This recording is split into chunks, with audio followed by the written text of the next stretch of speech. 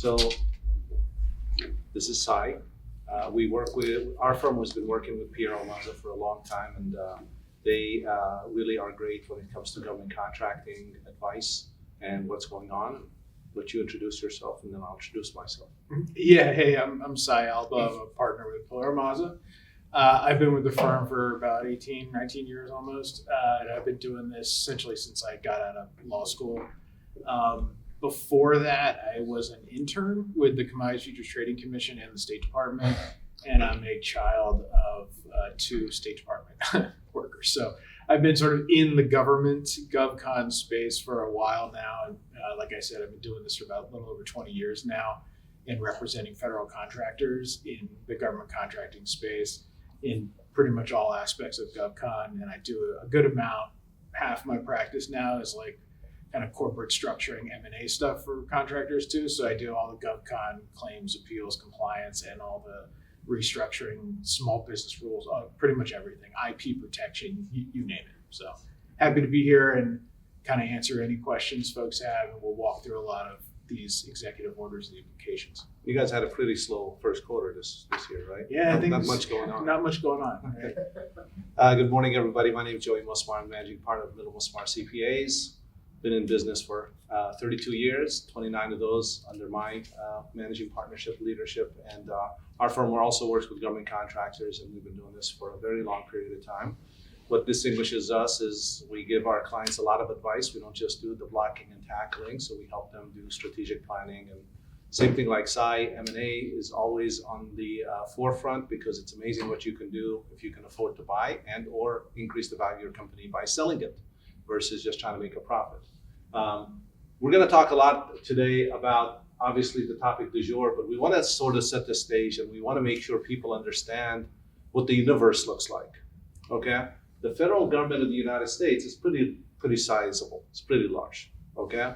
You're looking at 2.3 million employees, but when you compare it to the United States' entire economy, they represent less than 2% of the jobs that we have in the economy. Very large employer, but not as what it used to be back in the early 90s. And these employees, they manage a $6.75 trillion budget, okay, that we spend. And if, again, you will always get a spreadsheet if you deal with a CPA, so I'm just letting you know, because that's how we view the world, okay? So when you look at the spending of the federal government, what I want you to take a look at is where the money is going, and understand there's certain things that have to be spent and certain things that don't have to be spent. So we have a lovely large budget as the government of $6.752 trillion. And I was talking to Sai, and Sai, I got to ask you this question. What is $1 trillion? How can you visualize $1 trillion? Oh yeah, this is like one of my favorite things because it's hard to conceptualize some of these things. I'm having a hard time with $1 trillion, and I do numbers all the time. Yeah, and if you put it into, I'm sure some of you guys have seen this, but if you put it into seconds, right?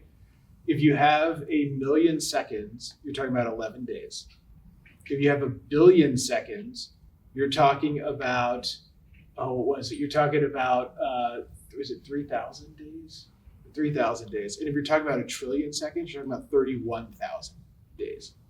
So when you're talking about a difference between 1 million and 1 trillion, it's 11 days versus 31,000 years. That's what There you go. 31,000 years of time. So that's the difference, because it's all exponential when you're talking about numerical changes. So that's what you have to realize when you're talking about the differences in all these numbers. So when we're talking about things like saving billions of dollars, or you save $55 billion, it sounds like a lot of money, but if you put it in the context of even like 1 trillion, you're talking about matters of days versus, it's 31 years, sorry. 11 days is 1 million seconds, 31 years is 1 billion seconds, and 31,000 years is 1 trillion seconds. So there's just such a massive difference there that when you're saving a little bit of money, it really is a very tiny fraction of the actual changes. So now that we have perspective, as I like to call it, when you look at where we're spending money, you have to look at where the money is going on this large scale, and keep in mind what is the government payroll. okay?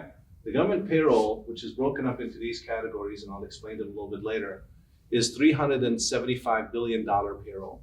So to administer this, we're paying 5.2 cents on the dollar to administer it with labor costs. Okay? Let that sink in a little bit, because I can tell you most of my clients, when I do their accounting, their direct labor cost is not 5%, and their gross profit margin is not 95%. Okay? And that's what you have to understand. When you look at where the major program categories are and where the money is going, you'll be able to see that things get spent on Veterans Affairs, Social Security, etc. And these expenses, they're necessary. You know, who wants to cut Social Security of an institution that we actually fund? Who wants to go through and cut Medicaid Part D to be able to do that? So this gives you a little bit more visual so you can get a better understanding of what that is. So again, 2.3 million employees, $375 billion to administer $6.75 trillion worth of money. I get asked this question a lot. Where do they work? Where are they? And I wanted to highlight a couple of things for you. The largest agency that we have is the Department of Veterans Affairs with 486,000 people. Okay? They're the largest out of all the 18. Second place would be how you look at it, whether it's the DOD or Homeland Security. And when you are going through and looking at the smallest, which is all the way down there, I couldn't even put in the extra information. And this, by the way, came from the Pew Research Center. We did not develop this. Would be the Department of Education with 4,200 some employees. So cutting is relative, and you have to understand that. If you cut 80,000 employees at the Department of Veterans Affairs, it's not the same as if you cut 2,000 employees at the Department of Education. The ratio is completely different. And that's something, you know, as we go through and we talk about what's being abolished and what's being torn down, there are certain things that are people are watching. And it really depends on where you are in your government contracting focus. You know, if you're on the DoD side, you're going to be watching certain branches of the military. But I wanted to, just in case you didn't know, okay, give you some numbers of what's being cut right now. Okay, number one, my favorite, the IRS. Okay, the IRS went through a growth cycle during the last administration, and they are losing $20 billion in funding. They are looking at eliminating roughly 18,140 jobs. And on top of that, they're looking to really cut their entire labor force by at least 20% by the end of May. Now, people like us are questioning the timing because this is actually where they work a lot. And there's been back and forth on all of these things with the agencies to get it work. Do you guys know what state the highest amount of IRS employees work? It's Texas. Okay, followed by Utah, California, Georgia, and Missouri. And then finally, Tennessee has the 7th largest employees with about 5,482.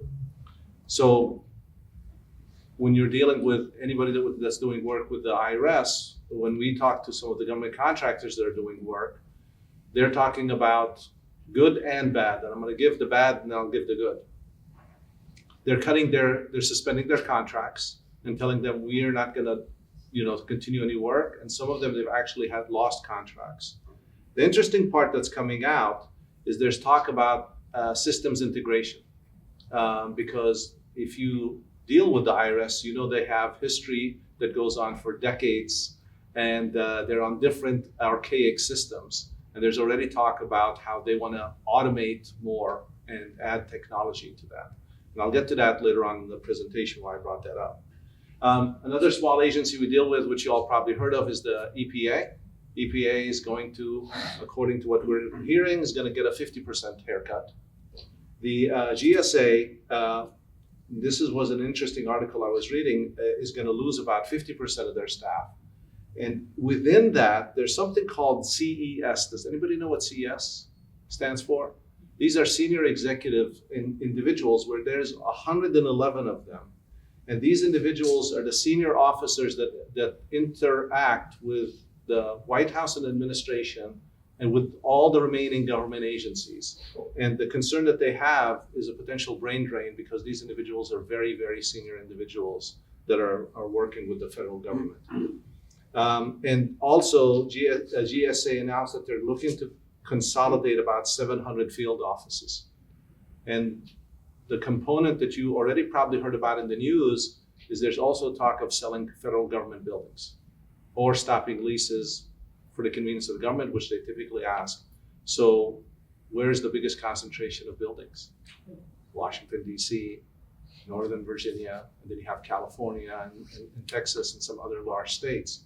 But that's something that's also on play. I don't have to tell you all that USAID is basically non-existent. And we've had clients that are government contractors with USAID. I won't get you all depressed. We'll work on getting a little positive later on. But just to state the facts. The whole idea behind it is that if you are a government contractor and you're working as an individual, do you really want to just service one agency now? In the past, when we used to deal with government contractors, I would tell them, diversify, and they would say, well, I don't need to diversify. I work with this agency. I'm going to be making money. And you know what? Their statement held true for decades until it didn't hold true anymore. So when we talk to a lot of our government contractors, the idea is to start making sure that you have diversification. If you're a commercial business owner and you have one contract, I, as your auditor, would say that you have a material weakness because everything's concentrated on one client. It's make it or break it. And the banks will tell you the same thing. They don't like lending to a client that's dependent on one thing. My favorite quote I would tell my clients is, don't be a koala bear, okay? Because what do koala bears eat? Bamboo shoots, that's all. They don't exist, they starve. So you wanna, as a business owner, understand that there's a lesson to be drawn out of this, that you cannot just sit back and say, I work for the federal government, branch A, and that's all I need, and I'm gonna be okay. I think that's something that is a very important lesson to learn from it. Whether you do commercial, whether you do federal, or you do in one branch, start getting out of your comfort zone. And again, I'll explain even ways you can do that pretty quickly. I gotta talk about the SBA. SBA for us is a big feeder for many reasons. We have, how can I say, a lot of relationships, whether it's banking, whether it's small businesses, and there's going to be a lot of talk that's going to come out pretty soon about, again, the weakening of the Minority Business Development Agency, which support minority-owned businesses, and looking at ways to figure out if that's going to survive or not. And depending on what is going to happen there, it may actually also affect the lending program that exists out there. So therefore, the future of 8A is going to be redefined very soon. And that's something that keeps me up at night. Because if you look at the 8A program, it's supposed to be economically disadvantaged. But because you have there's already talk about it not being fair, even though it doesn't matter why you're economically disadvantaged. It's just you're economically disadvantaged. So it doesn't matter about race. It doesn't matter about anything. It's just they're trying to give you a level playing field. And also, the 8A program is designed to stop the big government contractors from eating everybody's lunch, because the federal government wants to have a plethora of choices to make decisions. Otherwise, we're going to continue building humongous systems when we know, for example, on the DoD side, drones now can beat billion-dollar machines. So how do you balance that out? Well, the government has decided a long time ago that it's small businesses are the ones that are innovative. Small businesses are the ones that come up with the great ideas that are cost-effective and impactful without having to spend billions and billions of dollars. So the 8A program should survive just because of the fact that it's actually better for the country. But again, we need to have that message somehow make it to the top. Another agency is going to be NOAA. NOAA is going to lose about 10% of their jobs, which is about 1,029. Health and Human Services didn't talk about, they already laid off 3,600 probationary employees. NIH, which provided more than $35 billion in grants to over 2,500 universities and institutions, is already talking about potentially a $5.5 billion cut in their budget. And they support a lot of small businesses through the SBIR grants, which are, again, small business innovation research and business technology transfer opportunities. So that really is not a Virginia thing, it's more of a Maryland thing. So Maryland biotech and companies like that are probably going to be negatively impacted because these grants will not be available to them, and most likely, based on what we're seeing, are going to be part of these very large cuts. So with that said, what do you do next? How do you survive as a business owner? Number one, I talked about diversification. You have to be able to pivot, but you can't just pivot into an industry tomorrow. And I was talking to one of my clients, and basically, Sai, we came up with the conclusion you should just buy a business. And let me explain. Okay? Number one, if you are a business that just lost 30% of your revenue, 40% of your revenue, you're in life support right now. But if you lost 10, 20% of your revenue, you're hurting for certain. But what? You have the means and ability to probably have capacity now to take on more work. If you can find that injured bird and you merge with them, you have the ability to grow your business, because now that person, their business might be in a different agency than you, and they need someone to take care of them, and you can actually merge with those individuals. So anything you want to add? Because I've been talking a lot. Yeah, I mean, some of the stuff there too. We've definitely talked to folks who, like USAID, right? If you've done a lot of USAID work and you're trying to pivot into creating a nonprofit, and then trying to work different relationships you might have gotten over the years with, like Microsoft is a pretty large program to give money, and the Gates Foundation, which is sort of tangentially connected to the Microsoft group. If you have those connections, right, making that kind of pivot, or if you're a small business and you do like IT value-added reselling or something like that, trying to see, well, is there some sort of manufacturing group? Like what other companies, maybe in the private sector, could be beneficial to the government that might manufacture things or do small parts for some sort of military vehicle, whatever it happens to be, especially if they use like US. Made in America. Yeah, anything that's like US supply chain stuff, trying to see, well, hey, if this company's been private sector and they're relatively small and maybe they have a niche market, but there's potential to grow it beyond that, trying to come together. You don't necessarily divide them out of the gate. There could be, joint ventures or other things like that you're doing to try to take disparate capabilities, but with your knowledge of the government space and how they acquire with the private sector business that these guys have,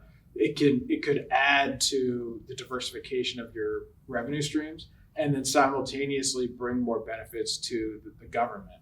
I know for many years, the government has complained that there aren't any small business like fuel refiners. Yep. And I such like a weird niche area, but I've heard that a number of times, especially from folks at the Air Force and NASA. So if they're looking for something like that, to the extent that there are businesses out there or business lines to like join with, it seems odd. But the GovCon space, you already have specific specialized knowledge of the government and how they operate that could be applied anywhere. I mean, sometimes if people will ask me, even like what we do, like, oh yeah, what industries do your clients come from? Because a lot of other law firms are structured in like industry verticals, like we do technology, we do whatever.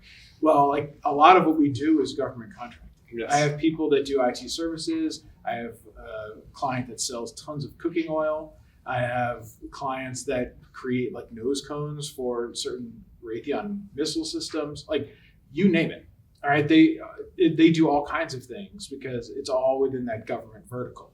So thinking about yourself that way also could be a very powerful tool to join with private industry out there and say, look, I can increase your bottom line and you can help me why don't we come together in one way, shape, or form? Because the other thing to note, and I've been talking to a couple people about this earlier this morning, is if you look at the sort of MO, like where is all this coming from?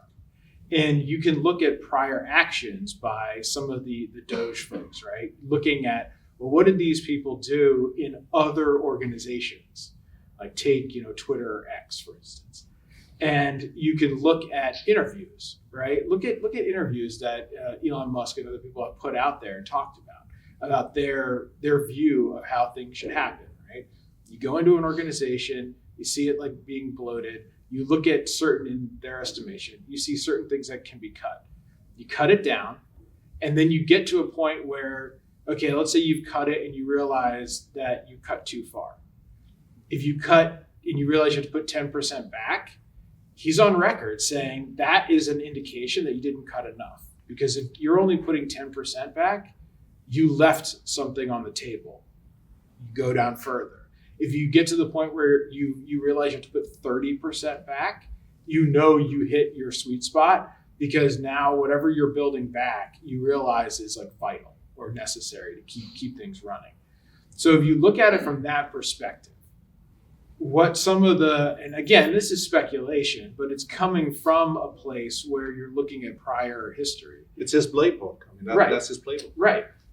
That you're going to get to a point, and another thing to note is he said a couple weeks ago, or maybe not, maybe it was even last week, that the plan is to be in place for a year. So let's say January, February 2026, done. So if you're putting everything in place for a year, you know that the last phase of this is probably going to be the fourth calendar quarter of 2025 to the beginning of 2026. So there's going to be a series of cuts. It's probably going to start to slow down, say in the summertime. And then you're going to start to see, well, what pieces should come back in a more permanent way. So some of the stuff that you're looking at right now with the executive orders and the court cases related to it, like look at probationary employees, because that was just an early one, where they're ordering probationary employees to come back, right? Well, these people are coming back to work.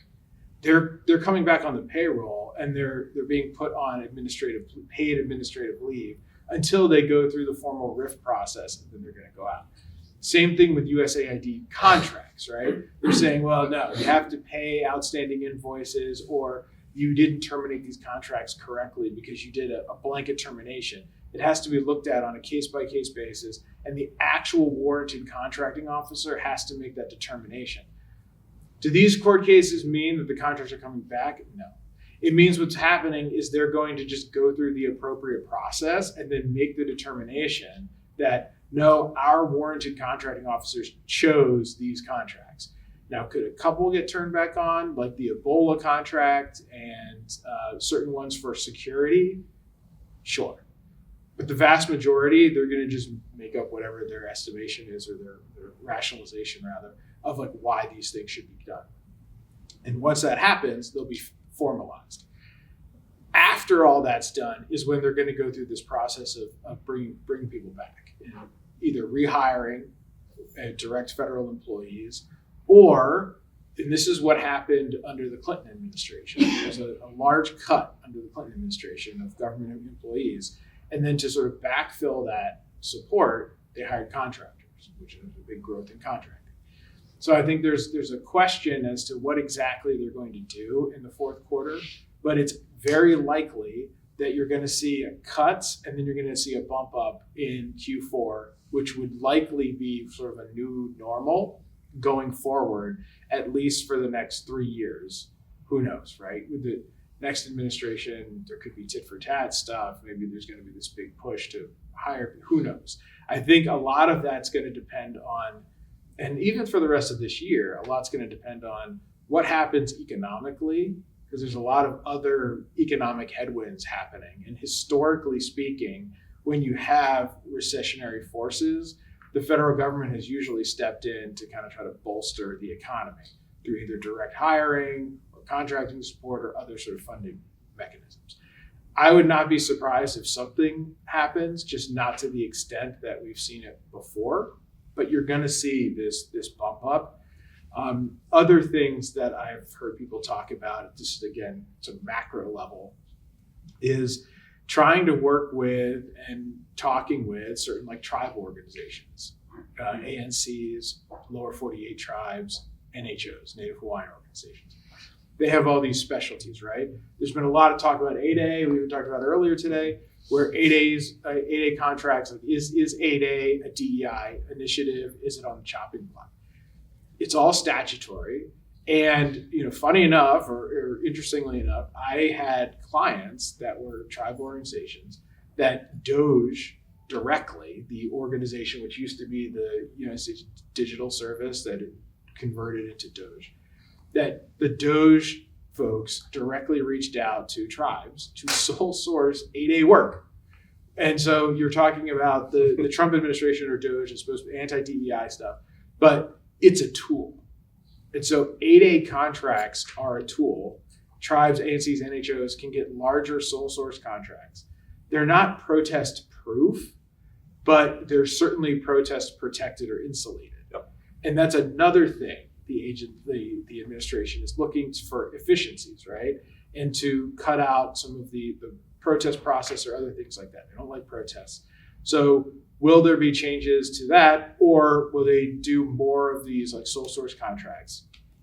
And if they're doing that, then teaming with some of the tribal organizations, coming together, bringing your knowledge of certain industries or certain agencies to the tribal organizations, and then you can work together to grow together, hopefully. Yeah, and if you've never thought about this before, I mean, we have clients that have partnered and merged basically their businesses with ANCs and tribal businesses, and it's a pretty good relationship. They really try not to get into your business as much as most people think.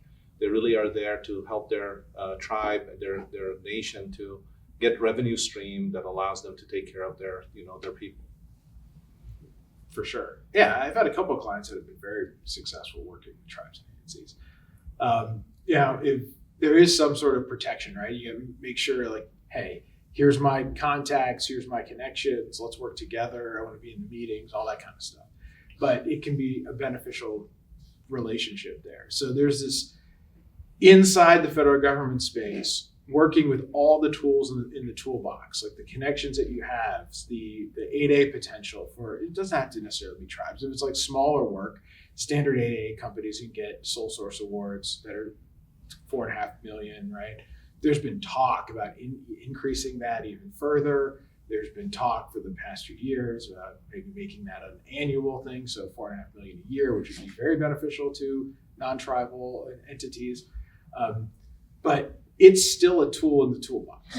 And then you've also got working with private industry and bringing them in. There's also been a lot of talk with like AI support, and I know a lot of small companies that are working with those sorts of things. There's certainly limitations to that. I know in the past couple of weeks, there's been a lot of articles about how large language models are literally running out of things to learn from and might be sort of hitting walls. And then you've got, general artificial intelligence, which I think the way like I think of it, I've talked to a number of companies that do high end, we'll call AI stuff for the military under top secret and top secret clients or contracts. And they're the ones that I've talked to are saying like this stuff is 20 years in the future, right? It's not something that's going to come out of nowhere. That's really what you think about. Like if you're sitting there thinking about merging robotics and artificial intelligence to just like do work for everybody, that is a future thing. And even I think 20 years is being optimistic. So Sai, when we look at what's growing in the industry, you mentioned artificial intelligence. How about drone technology? How about ICE? And with ICE, and this is another thing, like you got to get into the weeds on stuff. So if you're talking about ICE, which is Immigration Customs Enforcement, if you're talking about that stuff or border protection and all things, right? You got to look at it in the context of what this administration's priorities are. So I have clients that do a lot of work with ICE in years doing unaccompanied minor work. and things of that nature, where you're taking unaccompanied minors, you're housing them for a period of time, moving them on into whatever other facilities they can get, or going through whatever processes for deportation and stuff like that. Those contracts are being cut. So it's not everything under the gamut of ICE or Customs and Border Protection. It's specifically things about enforcement, the Border protection, law enforcement, physical security stuff, even non-physical security stuff with like the border, and with construction too, like border wall stuff is probably going to pick up again. But you've got other areas of construction where you're thinking about cutting back on. I know a lot of companies do VA construction work. The VA budget is supposed to be cut pretty significantly. The budget for Corps of Engineers is going to be cut fairly substantially if this is what they want to do. And so certain construction isn't going to be there. But in other construction areas, that is the priorities, then those are probably not going to get cut, or they're going to get increased. So it's really looking at what is going on, right? Where are the real priorities here?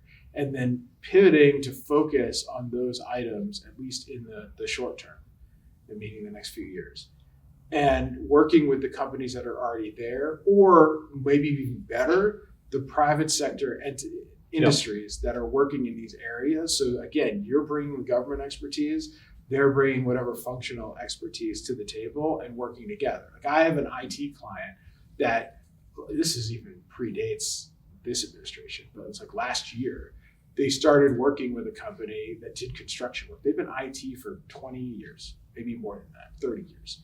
And now they're looking at doing some construction stuff, and they were partnering with a construction company. They set up a joint venture to do construction work. They hired an individual who to be their construction manager, and it's a completely different vertical. But that kind of diversification is something that anybody could do in theory if you've got the extra resources. Yeah. And then I think going forward, not just for this kind of tumultuous time, but forever into the future, thinking about diversification of your business streams and reinvesting in your company. So when you get profit margins, right? A lot of companies, especially at the beginning, companies get to be successful, and the guy's like, God, I struggled for so many years. I was making like nothing in my company, and now we are taking off. So I'm just going to keep paying myself more. We're going to go on nice vacations. Everything's going to be wonderful. But if you reinvest some of that, the more you reinvest to diversify, hire other management teams, maybe buy other companies, whatever it happens to be, the stronger you're going to be later. And so just holding on to a little bit more of that delayed gratification.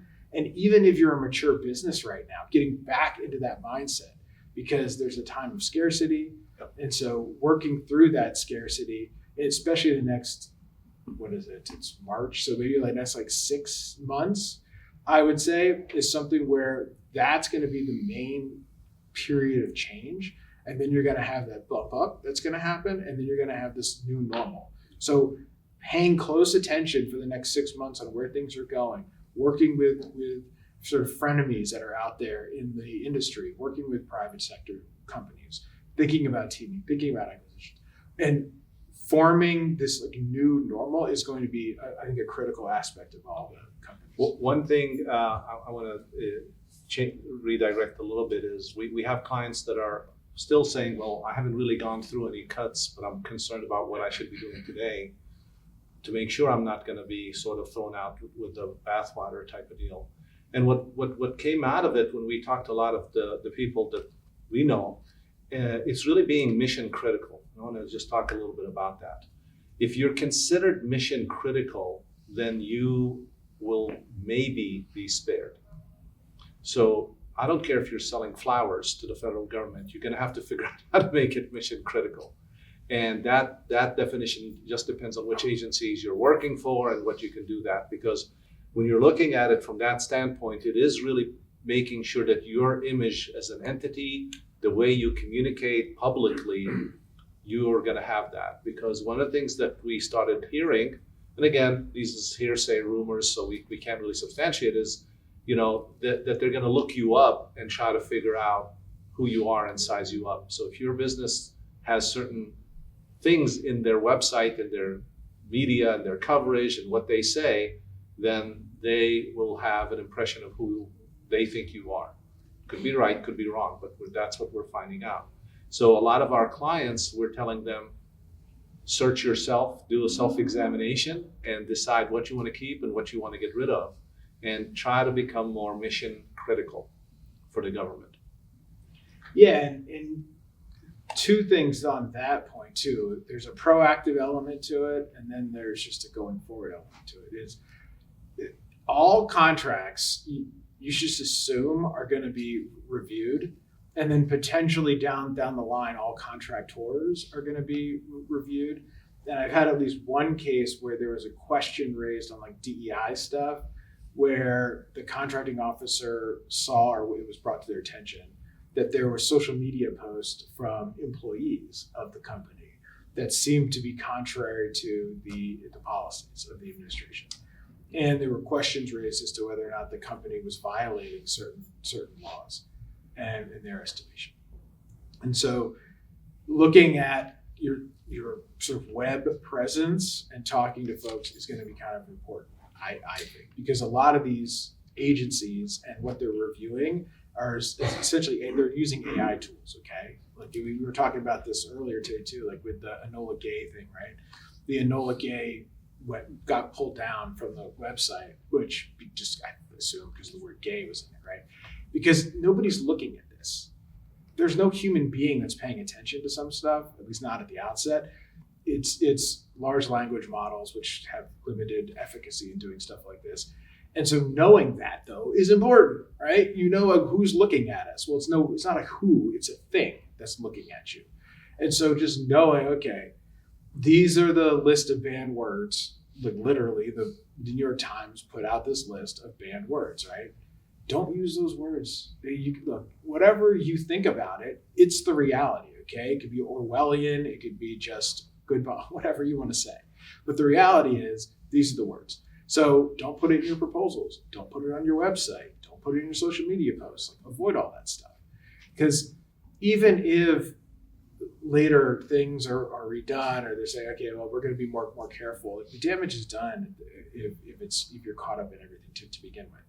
So stripping those things out, I think, are also important to do. And then the proactive part to that point about being mission critical is, what are the statutory bases for the agencies that you do and the work that you do? What do some of these statutes say? Most of these statutes are pretty vague, pretty broad. So it's open to interpretation. But the government writ large is going to look at contracting officers and have already told them, like, go through your contracts. We keep getting all this pushback from the courts. So what we need to do is we need to be, for the next few rounds, and this is, I think, is going to get more important as the months go by, as like the AI broad cuts, just get rid of all the probationary employees, get rid of all these contracts that have DEI stuff that we found, get rid of all the low-hanging fruit, if you will.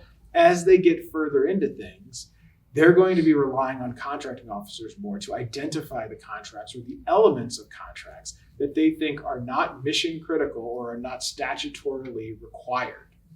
So looking at what you do and explaining to the government, to your contracting officers proactively, why what you do is mission critical and why what you do is part of the statutory mission of the agency, based on probably even looking at the preamble of the implementing statutes that either created the agency or created the programs that you rely on, taking that stuff and explaining why it is mission critical and it is statutorily required. That will give the contracting officer the information they need to write their memo or to support keeping that work around. I know that's what the government is doing right now for certain employees, and that's what they're going to be doing for contracts. Exactly. Any questions? Because we're going to move on to some more slides. Yes. Yeah, I think you just hit on the most important point. Contracting office. Contracting office will be where everything changes, because you're going to have to look at the type of contract, whether you go on the OTA or other options that allow these flexible possibilities. Because West Coast versus East Coast, the whole deal is, Palmer Luckey and others try to disrupt things by having different type of companies, getting through the FAR and those things that don't allow some of the modernizations and some of the changes that need to be made. So how do you see that role, being that they're typically bureaucrats and now they're going to be right in the middle of making these kind of decisions, right in the middle of these technology transitions? How will they get assistance that's going to help them manage this process?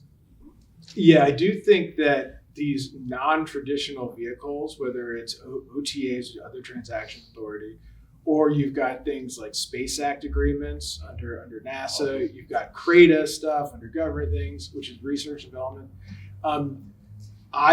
Those things are definitely going to be used a lot more, and that's along the same lines like the tribal thing we were talking about, because it's faster, it's easier. They're not immune from protests, but they're insulated from protests. And now what's interesting there is that the biggest weakness of an OTA, when you look at it from the protest perspective, is whether or not it's appropriate for the use of an OTA, because it's only supposed to be used for innovative things that they need, for non-traditional contractors or small businesses. There's limitations on it, and that is the core of what can be protested when you're talking about an OTA. Was it even appropriate for the use of an OTA? So it'll be interesting to see if this really spikes, whether you're going to have more protests on the sort of traditional GovCon side, firing at these things to get them pulled back. And now, that being said, I could also see the Department of Justice saying, well, we're not going to just agree to stays.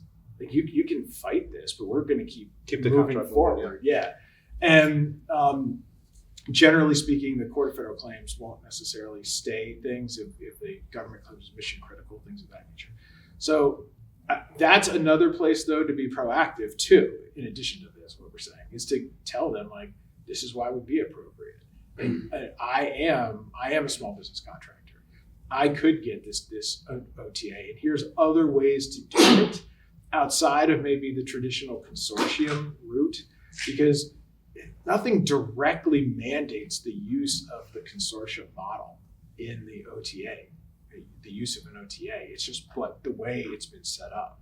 So trying to market the specific contracting officers to use those kinds of vehicles is something that it would align with what the administration wants to do, and you could make that pitch alongside the idea of either an 8A company, the sole source side, or alongside other opportunities like putting it on certain procurement vehicles that are already out there, right? It's another tool in the toolbox that I think they're going to try to use more and more, especially in the DoD space. Or if you're doing research and development work, trying to see, okay, look, is there some other mechanism to do things? Could we do some sort of CRADA? Because, by the way, that is not only efficient, but it also saves cost. There's cost sharing involved there. The government gets more rights or can negotiate more rights than they otherwise would, which cuts both ways if you're a contractor. So remember that too, when you're using OTAs or CRADAs or Space Act agreements with NASA or whatever it happens to be, where there's this development side of it. SBIR, STTR is different in this respect. But with OTAs and CRADAs and things, it's almost a commercial negotiation. So the government can ask for more rights in your intellectual property than they otherwise would have, right? And you can also push back on that. And if you're bringing certain new technologies to the table, trying to limit the rights that the government can have, or trying to do more development up front, which might be a place too to merge, like we were talking about, merging with private companies that already have it, right? They've already developed certain things, and working with them or merging with them, or however formal you want to get with that. But you need to remember that if you're just working with someone that has certain private rights, intellectual property rights, when you're selling to the government, if you're going to take funding from the government to develop on top of that or do new development, the default rule, especially if you're working with DoD, with mixed funding, is they get government purpose rights. Well, if your customer is the government purpose rights is functionally no different than the government getting unlimited rights, because they can use it for any government purpose. And if there's patents that come out of something, they get a license to practice a patent, which means practicing a patent means you can hire someone else to manufacture the product, not you. Okay, so you need to make sure that you're doing things at the private level. Again, SBIR, STTR is different. You get more protection from those. Yeah. But when you're talking about these OTAs and things, you got to watch out for that too. You hit it right on. Everything you said is perfect. It just means that there needs to be a strategy that helps understand the vehicles and the opportunities, and then having a way for that to be accomplished by the team that's there in charge as contracting officers. And maybe another thing might be slight evolution or modifications of one of those approaches that help us get where we have been in making changes before. And telling them that, right? Marketing, like proactively saying, this is what will work for you. Here's like a white paper, for lack of a better term, of like how you can accomplish your goals, and we can do it together. And again, automation and things of that nature seem to be a pretty hot thing because it's efficient. Again, going back to efficiency. Yeah, one of the things I've read recently indicated that commercial solutions offerings were going to be another new tactic they were going to use. Could you speak a little bit to that and how that might apply across the board? So actually, what's very interesting about that is some of it, there's been talk that they're working to try to get the entire commercial item section of the FAR to be cut in half. Yeah. Literally half. So if that's what they're trying to do, and there's been a push for this for many, many, many years to try to streamline commercial purchasing, and this might be the time to actually, for somebody to actually just do it, because they're just going to do it, like regardless of what the process is. And so to the extent that that's going to happen, I think you're going to see, and what was it? Last week, I heard that in the next 30 days, so let's say the next 3 weeks, that there's going to be some announcement on commercial items, commercial services, and all this whole commercial purchasing about more specifically what the plan is going to be, not just with regard to cutting back on the FAR. And I don't know if that just means like they're going to take FAR Part 12 and go through it and see what they can cut out. Streamline it, yeah. Or if there's something more strategic with it. I'm going to be contrarian to this because you have to remember why they stopped doing that back in the days, because the government was buying basically crap. They wanted to have certain things that protected the government, acquisitions, so they don't end up buying expired food, and they don't end up buying things that don't meet a particular standard or meet. So I think they might, like I say, they still can do it. Okay, I just don't see it in the long term as being really where things are going to land. So again, short term, it might be a quick thing for them to do, but I think in the long term, there's a reason why things are done the way they were, and it was learned the hard way, not the easy way. Well, and even with the consolidation at GSA, like if they go forward and they take all of the government procurement staff and they move everybody over to GSA with like AI, right? That's what they've said their plan is. Which we could talk about that all day, but like the Enola Gay example, right, is not even like kidding. That's what's going to start happening, and then they're going to have to pull stuff back because it's not the technology, no matter what the companies that want to sell it to you, are trying to say. It's look at what's happened, and this is just because being a lawyer, right? I get all this stuff in my feeds about law firms that have been sanctioned because they're using AI to write their briefs and it's making up case law, right? And so a couple of people just got debarred for that because they're starting to crack down because it's happening too much. Different states are cracking down on that. So like it's not in a place, I think, that you can just rely on it. It could be a tool for all kinds of things, but you got to be careful with it. So, but taking that, I think what they're going to try to do is this. They're going to start to have more commercial purchasing, like maybe cracking down on whether or not you've actually sold things is one thing I've heard, to say it's not just the way GSA. Yeah. So it's not just looking at it from the perspective of GSA saying, well, in the past for schedules, let's just use that as an example. For GSA schedules, they looked at your commercial sales practices. They looked at, okay, well, who have you sold to? Got plenty of clients where they're basis of award customers, a federal agency, which is technically never supposed to happen. but because that has all price reduction issues and all kinds of implications. But they've been doing it for years. Well, maybe there's going to be more of a crackdown on making sure that you've actually sold things commercially in the real commercial market, and using that as a way to try to get around some of this. Yeah. How effective it's going to be. I mean, if you've gone on Amazon or Walmart.com or any of these things, or eBay, you name it, right? There's a lot of like fake crap out there. And it looks like it's coming from Target is doing it now. It looks like you're buying stuff from Target or Walmart or Amazon or whatever. You're not. You're buying it from a third-party reseller. Yep. And it's not even the real thing that you're getting. And people are doing it on purpose now with like anti-scalping things where they're putting up photographs of the hot product to trick the AI into buying it, to screw over the scalpers, to attempt to like fight back on that kind of stuff. So you're gonna see, this is gonna be a battle, right? Probably for the rest of our lifetimes, okay? Between this like AI and all these other different ways of things doing it. But there's going to be a push for commercial purchasing. There's going to be, I think, an urge to do it. And then there's going to be a pendulum swing going the other direction.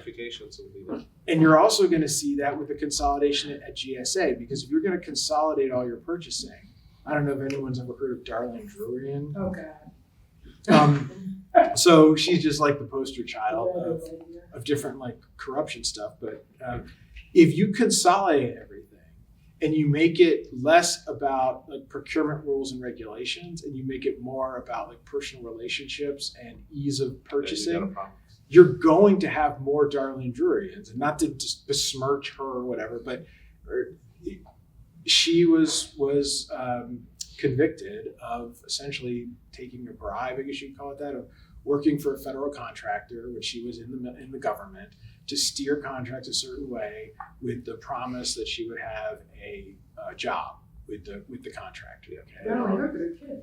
And her kids. Yeah, she was a contract officer. So that kind of thing is when, I don't know if anyone's heard of the 809 panel, which like a few years ago, which is another like efficiency panel, which by the way, that's why they're moving so quickly and doing this, is because they're sick and tired of panels and discussions and things never going anywhere, because a lot of the 809 panel recommendations never got adopted. So they're just doing it right now. Okay. So they're going to do it, but then you're going to see this blowback. Now it's not going to be Q4. It's going to be down into the future when various investigations happen and various things come up, and then there's all this corruption, and they're going to say, we need more regulation. And you're going to have a bunch of more regulations that are coming into play. That's exactly what's going to happen. It's guaranteed. And so it's just, as of right now, I think positioning yourself to work in a commercial manner and to be prepared to have more commercial offerings is going to be something they're going to look to do. Now, in the software side, I'll say there's also been a big push to do commercial, but then in the past 12 months or so, maybe 18, I've seen the government contracting officers get very frustrated with commercial acquisitions because they don't want to have commercial license rights in software. Nope. They don't want that. Yep. They want to, and they'll say own, but they don't really want to own. No, but they always say own. Right. They want unlimited rights in everything that they've paid for so that they can modify it. They can have another contractor work on it. They can do whatever they want with it. Whenever you buy something commercially, how many of you buy a product from Microsoft and think you can do anything with the source? You can decompile it and you can modify it. No, you can't. No way. You can only use it in the manners that they've told you what you can use. That's how commercial purchasing works. And the government doesn't want that either. So there's going to be these tensions that they're pulling on. And with small companies, I've already seen them try to negotiate. I want commercial, but I don't like the box you put me in. So I'm happy to buy from you, but you need to give me these rights and those rights and these other things. Which if your customer is the federal government and you give them certain rights, you might that might be a one and done. And now your customer can hire the next guy or some large company. So you have to be careful as you're going through this, but also if you're small, you don't want to just be swimming upstream all the time. So whatever path the river is taking, trying to be able to be nimble and follow that path, but realizing what exactly is going on and how to kind of protect yourself, whatever it is that you're selling, if you've got any sort of intellectual property, or if you're selling certain commercial services, or you want to rephrase as commercial items, like what all of that means. Terminations is another example. If you have a commercial item contract, okay, they're not allowed to unilaterally stop work. It has to be a bilateral agreement to stop work. Except for the federal government. No, even if they're not supposed to do it. They're supposed to have a bilateral agreement, which gives you some leverage if you want to use it, because there are practical realities. It's not all just the legal reality of you can tell them to shove it and force them to terminate, and then you get all these other costs. This is why I think this thing's going to backfire pretty quickly. Any other questions? One Yes. quick question. Jesus Rivera, Trinity Global Consulting. Thank you. Hi. I know as you're showing all of these cuts and all that, do you believe a lot of that work will flow down to state and local government potentially? Oh, there's an impact. So I'm happy you asked that question, because you're setting up the next thing that we are going to talk about. Okay? So this is, again, a chart that we got from Pew Research Center that came out. And if you look at the darker the spots are, the more impacted it's going to be by the federal government. And it shows the number of federal government workers. So the bigger the circle, the more federal employees work in that state. And I'm going to zero in on the Northern Virginia area, since that's where we're all living, but we can cover other states. About 449,500 people work in the District of Columbia or adjoining Maryland and DC with the federal government. So we got about 500,000 people that work with the federal government. In Virginia, the breakdown is 31% for the Navy, 19% for the Department of Defense, 10% Army, and in Maryland, it's 28% Health and Human Services, 12% Navy, and 10% Army is the top echelon. Washington, D.C. has 43.3% of its entire population that works for the federal government. So they're hurting for certain, going to be coming up soon. And Northern Virginia will be second, and Maryland will be third. And outside the region, California, Texas have the largest contingencies, about 147,500 for California and 130,000 for Texas. And we got about 30,000 federal employees that work overseas. But the DC one is the one that's got me really concerned, because that's going to impact the economy of the District of Columbia in a really negative way. And the part that you need to understand when you talk to economics professors is there's the other dominoes will fall. Sai and I were talking, the Washington Business Journal yesterday reported that 2024 was the worst year for restaurants in DC shutting down. Okay? Guess why? I mean, it's not that hard to figure it out. So the whole idea of what we're going to be dealing with is that if I even go a little bit even more local, we were talking with some representatives of Fairfax County. Fairfax County is currently dealing with a drop in commercial real estate tax because of the occupancy issues that you're dealing with businesses. Now you're dealing with cuts in federal government and federal employees. And last fiscal budget, they were operating in a deficit. Fairfax County is already talking about instituting a meal tax in Fairfax County. It's going to be 6%. They're talking about phasing it 3% and then increasing it to 6%.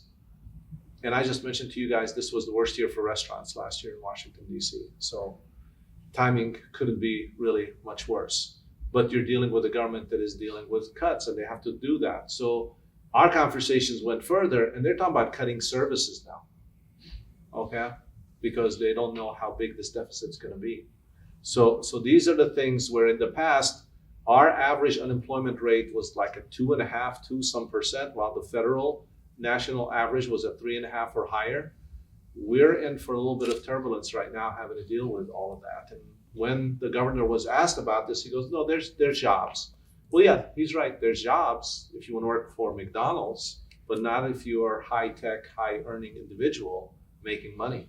And that's the next bump that we're going to be dealing with personally and professionally because of what's going on, because we are highly into federal government contracting. Somebody raised their hands. Yes, ma'am. Hi. Just of that number of, just 5.5 million, what's the number that has to be from the contractors too? Because I have a really hard time. Yeah, so I do not have an official number, but when we talk to them, they say about 1.5 to 2 times potential. And the way the economists were trying to explain it to me is direct and indirect. So it could be government contractors and then other people that just happen to be in the same, domino that's going to fall when these dominoes fall. So there's a little bit of a magnification that's going to take place in the economy. So that's the unfortunate part of what we're dealing with. Go ahead. That might also be. I guess it would be interesting if we were to sort of in the middle of it is like how far things could go before there might be a shift. It might be before this like Q4 thing I was talking about earlier, where I think, I just assume that there's like maybe a lack of complete understanding of how interwoven things have been. Now, maybe there isn't a lack because you've heard things like, there's going to be pain, there's going to be a recession. We need this detox from federal spending. Like the various folks in the administration have said things like that.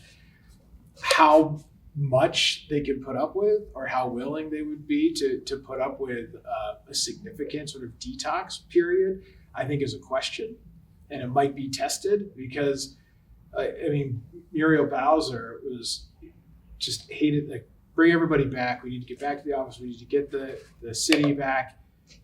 Fully, very, very positive, I think, in December after the election, like, this is going to be great. We're going to bring people back. And they're like, no, we're going to cut the federal workforce. We're going to cut everyone. So now DC is going to be in a worse spot, right? So it's like, careful what you wish for. But there's going to be some amount of this where you're going to see, not just from the perspective of government contractors and like local restaurants and all of that downstream effect, you're going to see it from the banks, okay? Because if GSA is canceling a bunch of leases, those leases, a number of them are probably on buildings, commercial real estate that JP Morgan owns.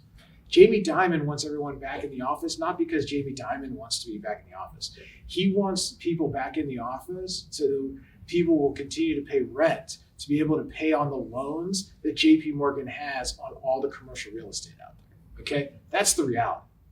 And that's going to be impacted by this other reality of the government terminating things, not just of direct leases, but of contractors and people who government employees who pay for different services at businesses that might go bankrupt, that will then not pay the different rents, that will trickle down to you're going to see these impacts.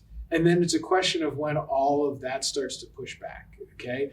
Or even the douche stuff itself, let's be honest. Like, how far could like Tesla stock or other things happen until you start to get pushed back from there? And that's just an example, just because it's the most one that's been out there the most. But you're going to see things like that. So how far can things go before macroeconomic forces start to push back and you see people... Amazon Prime memberships start to get pulled back. And then you got Bezos talking to him, like, what's going on? Maybe we should think of that's going to happen. It's just a question of when and how loud and whether or not they realize it and want to change course. Yeah. So I think that's another thing I think that should be tracked. Any other questions? So, this is the state we're in. We're trying to really make sure that you have some tools that you can use. Sai and I mentioned a few of them. And as time passes, just like what we said, things are sort of on a pendulum in the economy when you look at it in the long term. Things are swinging one way right now. As time passes for this year, we'll swing the other way. The whole idea is for those CEOs and C-suite people that are trying to keep their businesses going is to think about how do you diversify. How do you make sure that you're mission critical? How do you go through and do joint ventures? And how do you try to take advantage, and I mean this when I say this, take advantage of these times, because even when there's these disasters, there's opportunities that you could take advantage of.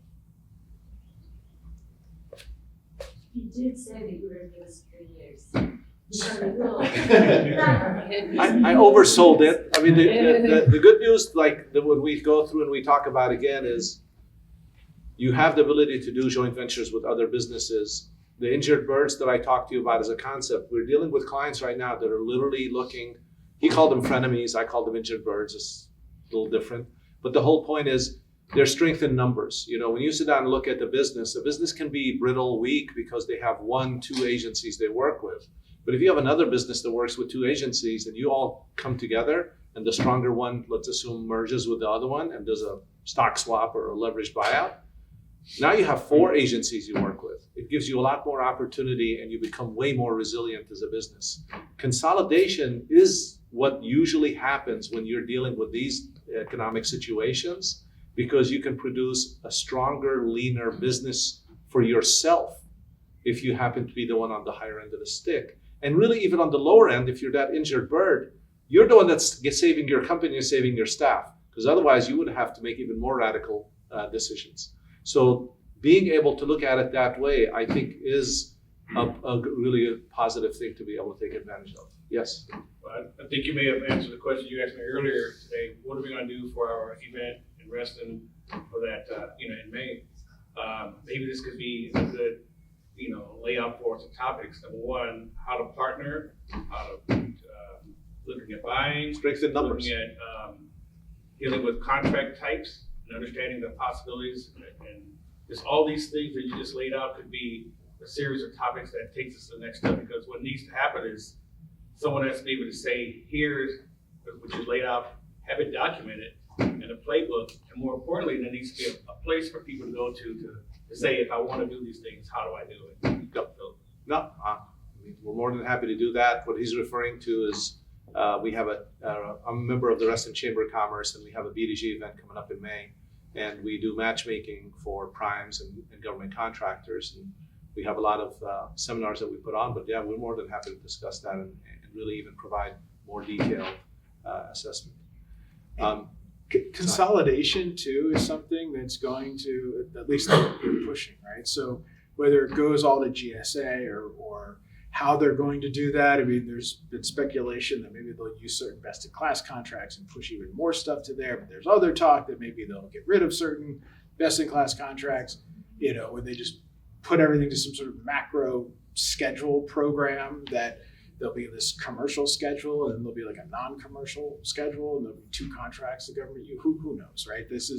That's complete speculation and probably not doable in the short term, but like there's going to be some form of consolidation. Okay, there's already best in class, there's already these large IAIQ contracts, and as of now, right, forming joint ventures is something that has been wildly successful. Whether it's good or bad is a different question, but it's been successful. So thinking about coming together and maybe doing that, because the idea of merging and buying also gets you into other problems potentially, because if you're a small business and you merge or buy another company, you have to look at yourself as an affiliated entity now, and you have to recertify within 30 days of that merger or acquisition occurring as to your size or status. And there's different things you could do to try to mitigate this. But if you were to do a merger, right, with another company, even if it's a stock swap or no cash, where you just trade a portion of your company for theirs or vice versa, and you come together as a company, you have to recertify on all your small business contracts and all theirs, and look at yourself as whatever their 5-year average is and yours combined, if it's a revenue-based size standard. So if you're doing that, let's say you have an injured bird company that lost, it's a USAID contractor, okay? Let's say they went from $30 million a year to zero, right? Even if it's zero, if you merge with that company, your average revenue is going to go up 30 million. They don't have anything in the future. That revenue is this, but it doesn't matter because the prior 5-year average was 30 million. So under the rules, when you do that, you're now $30 million larger, than in this example. And so if your size standard was 49 million and you were a $20 million company, you're now a $50 million company, you're now recertifying as large on all the work you do. So you're not eligible to prime it on new work going forward. So you got to be careful there too about who you're merging with. But if you're doing a joint venture with that company, because they have certain expertise, their size is still 30 million, your size is still 20 million. And so you're okay. You could form these and you could do a joint venture with 150 companies if you wanted to. Yeah. That would be probably a administrative nightmare, but you could do these things and form these teams to go after more consolidated work. I think where it gets tricky, and I was talking about this earlier this morning too with folks, who gets the work? How do you figure that out? How do you figure it out up front? Are people going to start suing each other? They don't get the work. This is why lawyers get involved, because they take concepts and make them really, really complicated. But what he's saying is true to a very high degree. But the whole point is just like what he said is, you go in with a joint venture and you can move forward. But really consolidation is a very important thing to consider, because a lot of business owners, they sort of are shouldering the whole responsibility by themselves. And there's fellow business owners that are in the same boat, and they're all looking at each other trying to figure out how to make it. There's strength in numbers, and you got to be able to take advantage of that. Okay? Can I have one? Yes. You covered the 8A social economic certification really well. We're hubs on service disabled and Awesome. 8A as well. And we do have a couple strategic women-owned, and I know the 8A is not based on race and gender. It's not DEI. The hubs on service disabled or the woman-owned strategic partnership that we have. Are any of those? Are you guys? Yeah, I mean, your call is good as mine. Right now, that is potentially at risk. Yeah. I did hear SBA at the 8A conference or the National Small Business Conference, whatever you call it, right? And I've talked to the folks in the legal office a few times about in the policy branch too. Their big thing right now, right, is to your first point, like 8A is not about, frankly, I think they should be selling it as a middle America, poor white guy program, because you've been spit on by the coast, East Coast, West Coast, right? Then you've got your social, and if you're downtrodden, you've got economic, go apply, right? Everybody go apply. Now, that might dilute the pool, too much competition. But then with the women program, right, what they said is, we are supportive. The administration is supportive of women, but it's like biological, sex. It's not gender, it's a sex question. Mm-hmm. And so if you're a woman by birth, we are supportive, and this program is for you, and we are supportive of it. HubZone, I really haven't heard anything necessarily negative from like a HubZone perspective. And then from the veteran perspective, they say they're supporting things, but obviously like the VA is making a lot of cuts, and then you can go back to like Kingdomware with the VA. I don't know if they've ever supported veterans that much, but they're saying that they're going to support them, and there might be a bump in contracting for some of that stuff. So I'm not sure that there's going to be necessarily a huge reduction in any of the particular programs, other than just like the percentage of dollars generally is coming down. And so you've got, 8A went from like 15 to 5, but that was a statutory thing anyway. So I think there's still, and by the way, these are always goals. Yeah. All these small business things are goals. They're not mandated by law. So my understanding is that they're going to try to hit these things, but it's just a percentage of a smaller number at this point. And so you're going to see these programs like continue, but they're going to be different to like my first point on the 8A program, right? They're going to be a different program than what they used to be, but they're still going to be there. And like I said earlier, I've seen Doge itself take advantage of the 8A program to get things done that they want done quickly and efficiently. And there's nothing quicker or more efficient than an 8A sole source contract. Yep. Thank you. Yeah. Any other questions? All right, Rudy, thank you. Thank you so much. That was wonderful news, very helpful. We appreciate you, Joey and Sai. And I want to make sure I answer any banking questions. If you have any financial questions, They all I'm want happy. free money, Yeah, this is something. interest free. Interest free. We're here to help and support in any way we can. And for any of you who would like the actually recording version of this, we can share it with you. Just let us know. And we would really like to hear from you about our future events for the topic that you are interested with, and how it can be beneficial to all of you. Joey is partnering with Main Street Bank, and Sai also, we can cover any type of, when it comes to CPA, when it comes to legal, any other, I know we hold one event about joint venture. It had a lot of success, about AI also.